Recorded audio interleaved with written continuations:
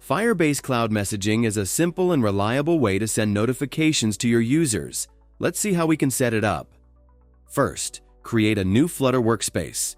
We are going to build an Android app that can receive the notifications.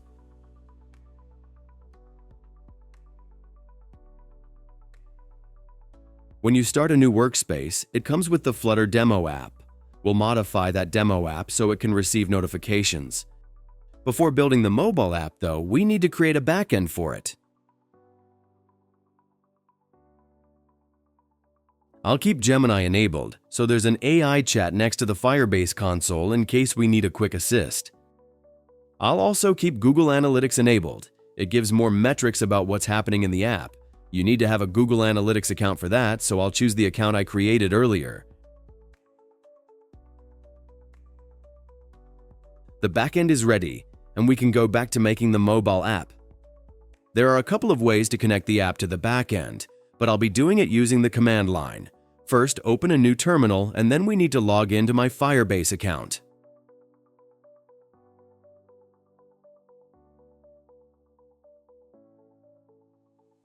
The setup will ask a couple of things: whether to enable Gemini and if Firebase can collect user info. I'll say yes to both. Next comes the actual login. Click the login link.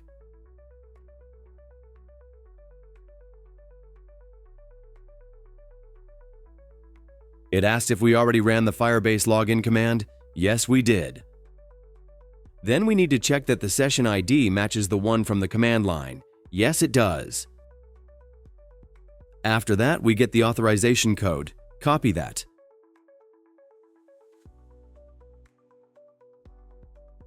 Now we're logged in. Next, we need the Flutterfire command. It's installed already in Firebase Studio, but if you are developing in some other environment, you need to type dart pub global activate Flutterfire CLI. Now, we need to type Flutterfire configure. First, we select the project we created earlier. Then we select which platforms we want our configuration to support. Android and web are selected already. This created Firebase apps for both web and Android. Then we need to install the Firebase Core plugin. After that, run Flutterfire configure again so that it updates the Flutter apps configuration. It asks if we want to reuse the values in the existing configuration. Yes, please. Then we'll install the Cloud Messaging plugin, and once again, we run Flutterfire configure.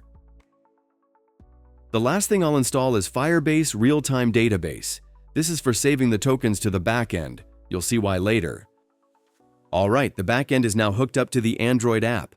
Time to tell Gemini to make the app receive notifications with Firebase Cloud Messaging. I'll also mention the plugins we've already installed so Gemini doesn't try to reinstall them.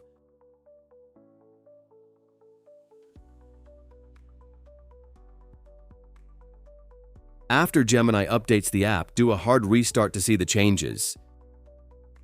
To send messages from the backend, we need the Firebase Cloud Messaging token, but the screen says no token yet, so let's check the web console.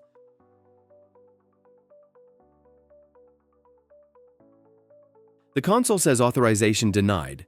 That's probably because the browser frame we're using doesn't allow notifications by default. Open the web app in another browser tab. A dialog box pops up asking to allow notifications. Click Allow. Let's refresh. Still no token yet. Let's inspect the page to see the console log.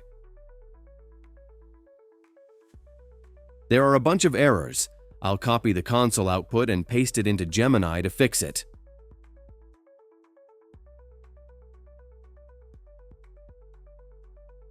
I get a text, no token yet. Then I'll paste the console log into the prompt.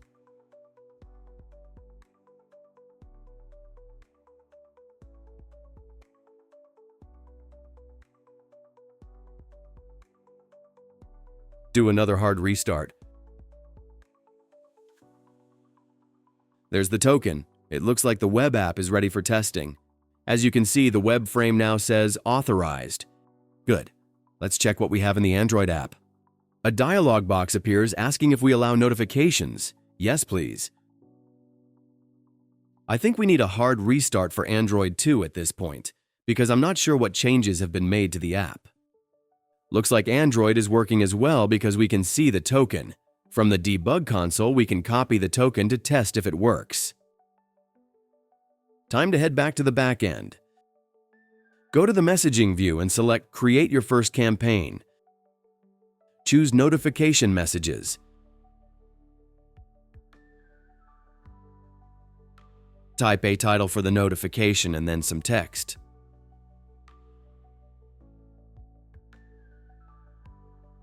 Before we proceed, I'll resize the windows so that we can see them side by side when I click to send the message.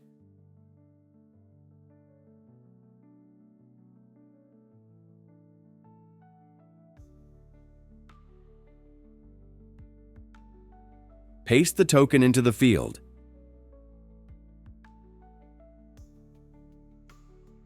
At first, it looks like we don't get any notifications, but when we view the debug console, there's a log entry that says "Got a message."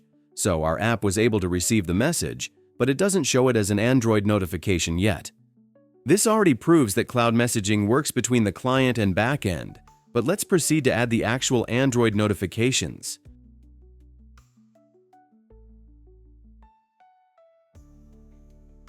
The app receives the messages, but please make them real Android notifications.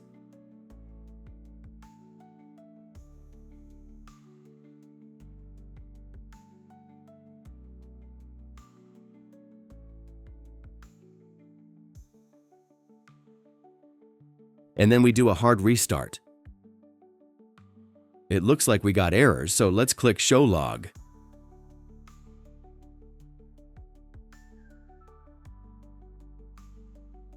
I'll copy all the errors and paste them to Gemini.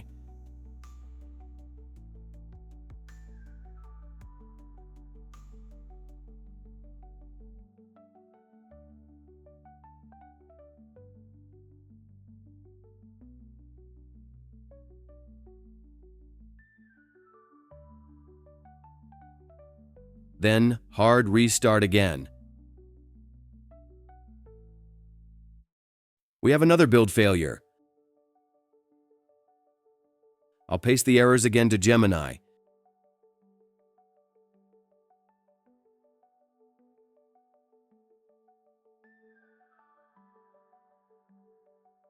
And then yet another hard restart. It looks like this time Gemini got it right, so let's copy the token.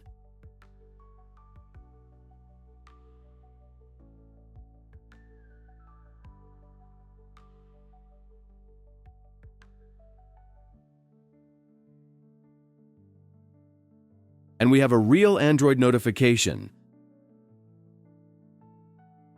Let's also test that it works when the app is in the background.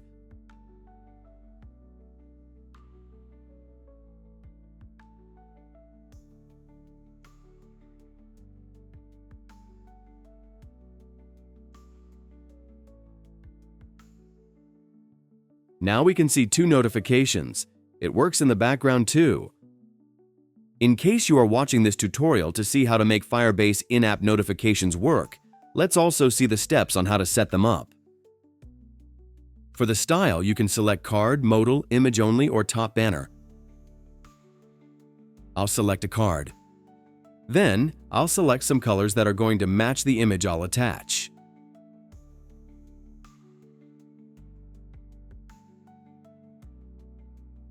I'll paste an image URL.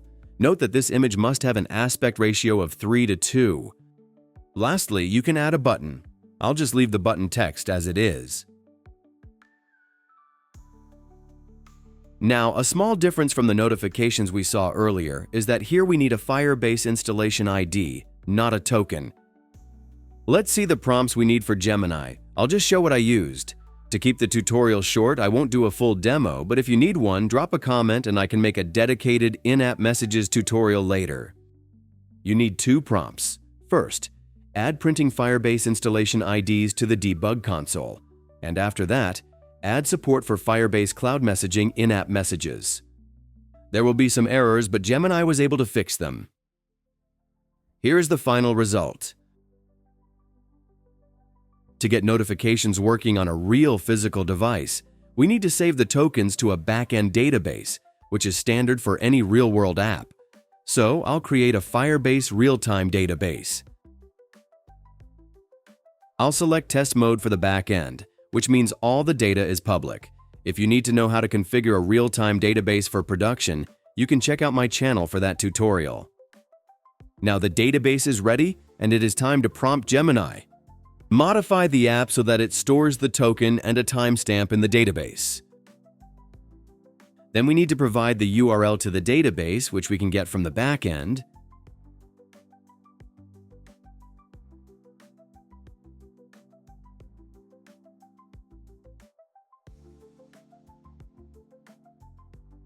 After another hard restart, we can see 4 tokens with timestamps in the database. It stores 2 tokens per app for both web and Android. That's a good enough quick and dirty solution for our demo. Before building the APK, add internet permission to the Android manifest file.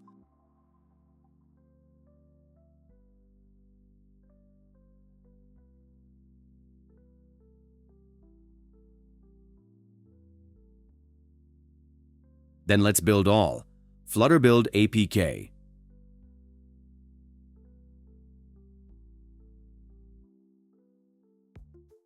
There's the APK file. You can transfer it with a wire or by using Google Drive.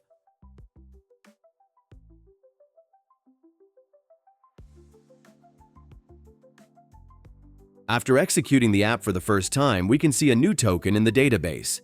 Let's copy it and then send a message to it.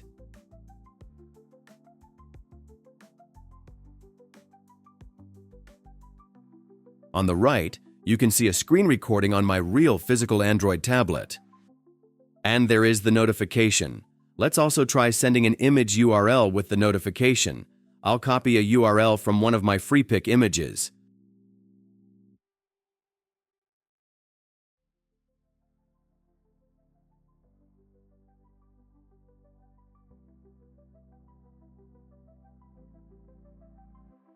It looks like the image is not in the pop-up notification, but if we go to see all the messages received, the image is there. Now let's talk about handling your FCM tokens using the best practices. Tokens that haven't been used for over a month are what we call stale or expired tokens. After retrieving tokens, always save them on your backend server. The key is to maintain token freshness and remove stale tokens. Retrieve and save tokens with a timestamp right after initial app startup.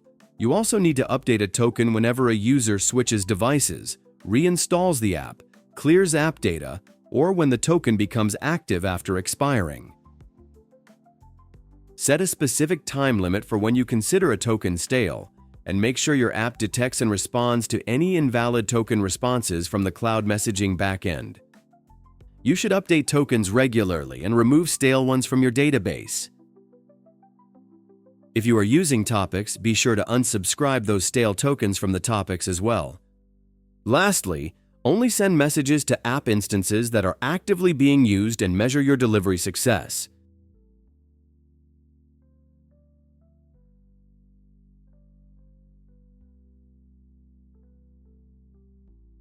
Finally, when everything is ready, let's commit and publish our code to GitHub, then run a quick security scan. I won't show all the GitHub steps since I cover that in other tutorials. Just commit first and then click Publish. For a security scan, head over to semgrep.dev. They have a free community edition. Sign in and then click Continue with GitHub. Go to Projects and click Scan New Project. Choose Semgrep Manage Scans. The first time, it'll ask you to install the Semgrep app on your GitHub account. After that, select the project and click Enable Manage Scans. The scan takes a few minutes.